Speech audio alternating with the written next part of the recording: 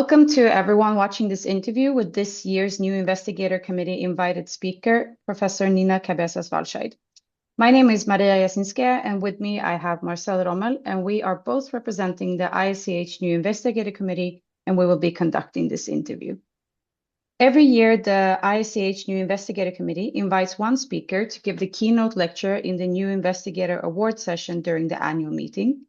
And the criteria for selection is an independent research group leader who already at a young career age has contributed significantly to advancing our field. And this year we have selected none other than Professor Nina Cabezas-Wallscheid.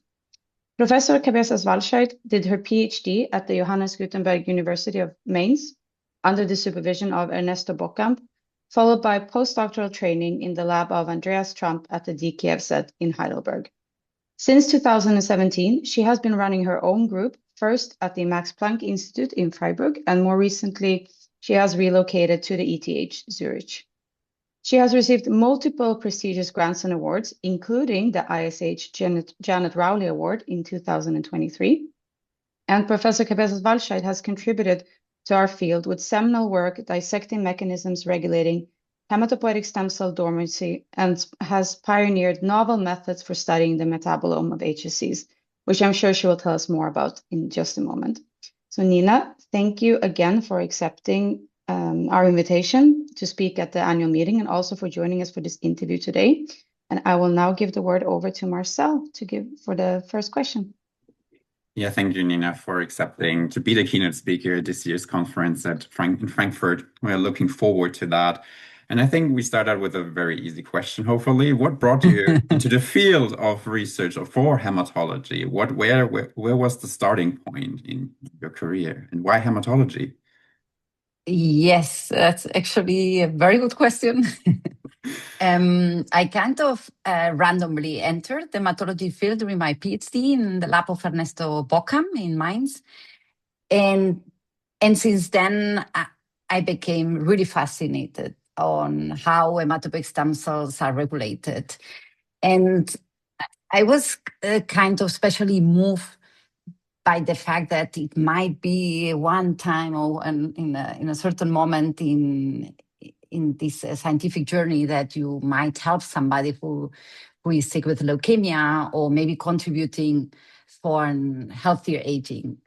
And so the general broader vision of the lab is to develop nutritional and metabolic strategies so that people might use for having or pursuing a healthier aging and using this knowledge also potentially for developing new therapies.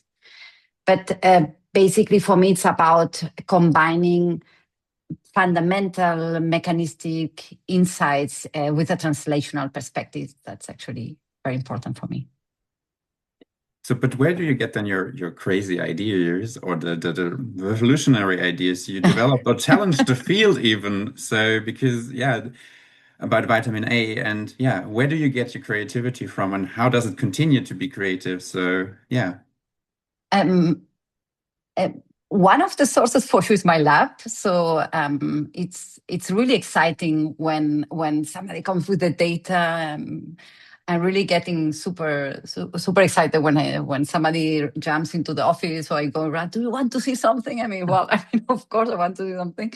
And the same way in conferences, so discussing ideas with colleagues within our field, right? But also from completely different fields.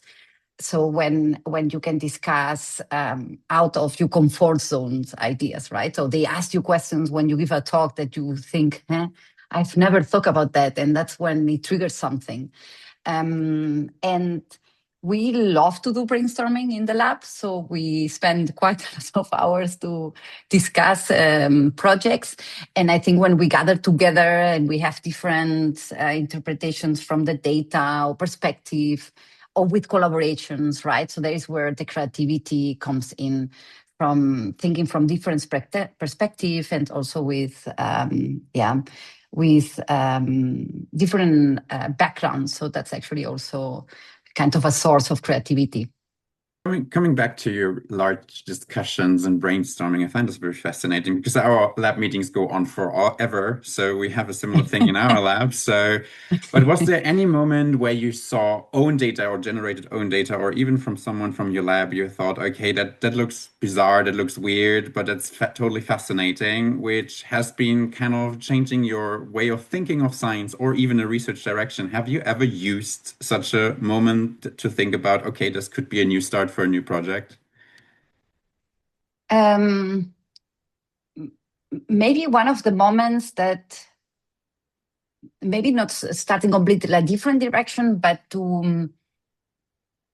there was a kind of a wow or aha moment was the day that we found. So we had the hypothesis in the context of myocardial infarction that if we treat with all-trans retinoic acid, it will maintain hematopoietic stem cells more quiescence, and based on that we would produce less pro-inflammatory cells, and then the heart will recover in a better manner, right? So to prevent heart failure. So that was the main hypothesis. So maintaining quiescence and kind of limiting or dampening these emergency hematopoiesis. And then we tried, right, with ATRA. And as often happens in science, actually, so our hypothesis was wrong. So actually, ATRA was detrimental, and we were pretty disappointed. And we saw an effect in myeloid cells. So we saw that they were kind of more pro-inflammatory, and they were invading the heart tissues, which is pretty bad. So the cardiologist, the other PI on the project, was okay. Well, it happens. Let's do something else, kind of. And we said, no. Wait a moment. Let's think what happened here, right? So let's try to understand first the mechanism. Why do we have a positive effect in the hematopoietic stem cell, but a detrimental effect in another cell type? And then by digging into the data and also what is known from the literature and also our own data, we found out that ATRA can bind to all the retinoic acid receptors, alpha, beta, and gamma, and myeloid cells do express high levels of alpha. And on the other hand, we had another metabolite, which is a derivative from ATRA, which is more specific, binding to retinoic acid receptor beta. And we knew from our previous work that it maintains quiescence in a similar manner than ATRA, but more specific through RAR beta. So we thought, let's use this, then other metabolite, and maybe we can circumvent these detrimental effects. And of course, then the challenge was to convince Timo, the cardiologist. So luckily, he kind of gave up at them because we were very persistent, and we repeated experiments, and we found out that then we had a beneficial effect because we're more specific.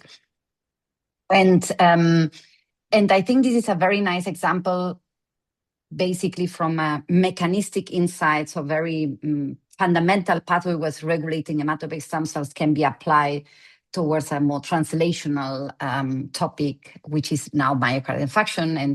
And indeed, now we are pushing that to the clinic. So let's see how it ends up, but at least we are very committed to do so.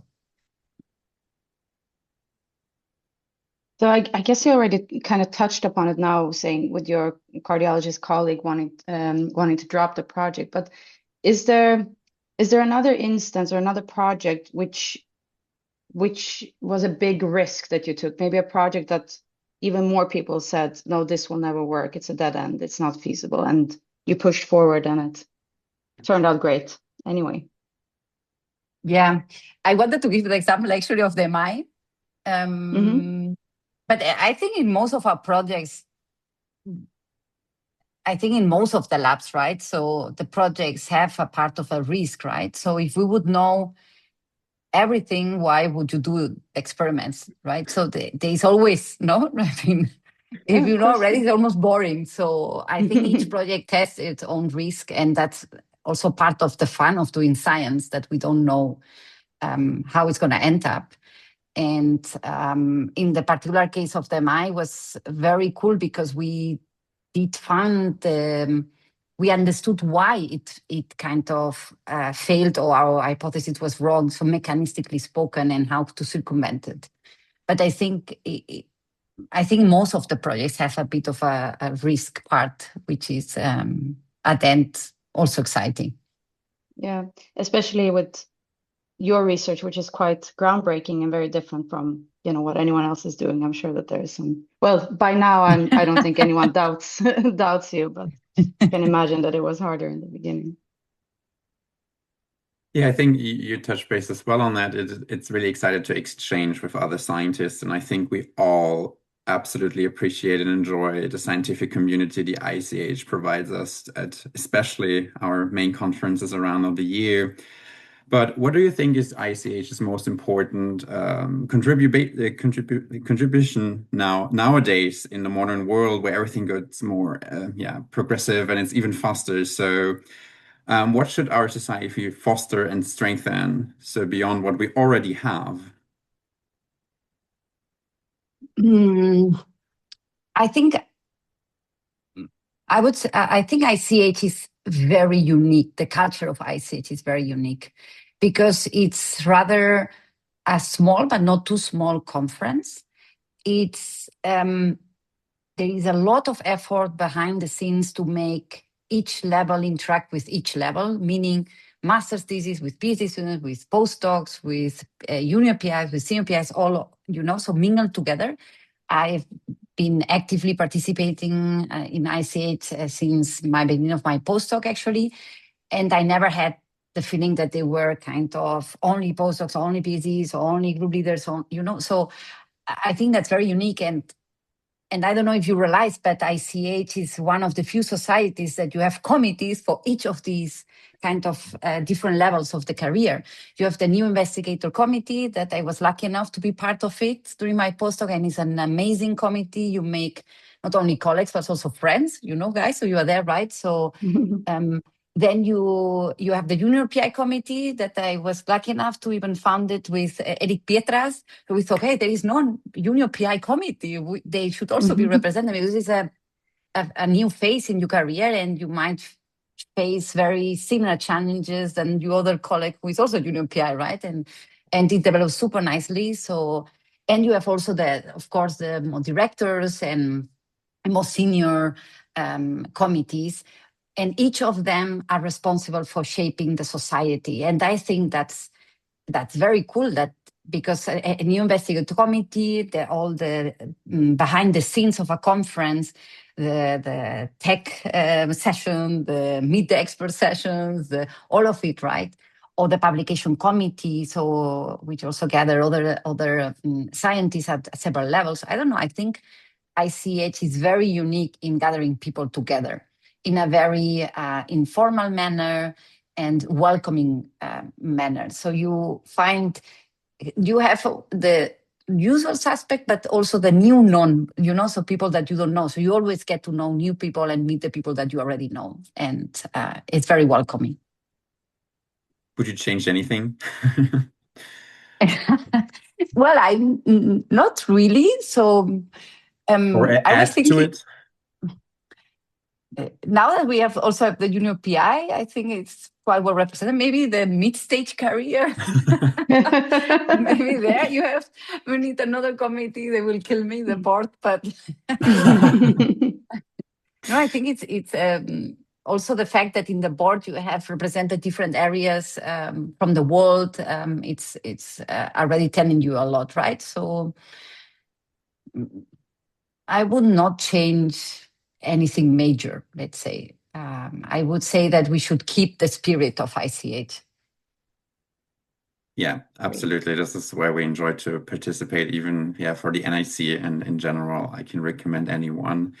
And I think you gave a really nice insight that you've been in the different committees. And what would be the one thing you would basically give an advice to any new student or any person in hematology being a trainee, and what was actually the best advice you've gotten over the years, which you look back, okay, that's something I thought in the first moment, okay, that it's a bit off, but is there anything you would like to share in this direction? So just by chance, I had today a discussion with a master's student, and he asked me a very similar question. And I said, and I told him that my main advice is to enjoy the journey, actually, because sometimes so when I was a PhD student, I didn't have so much information that now the PhDs or postdocs have. So I was very naive, actually. And I didn't overthink what's going to be the next and the next and the next and the years and so on. So I think we should all enjoy the journey of being a scientist, which is a kind of a luxury lifestyle, and do not get obsessed about the next. And I would also even add not to compare yourself with other paths. Everybody has their own path and their own speed and so on. Then another piece of advice, I would say, not to see problems, but challenges. And there my lab will really laugh, because every time that comes, the problem is, no, the challenge is, right?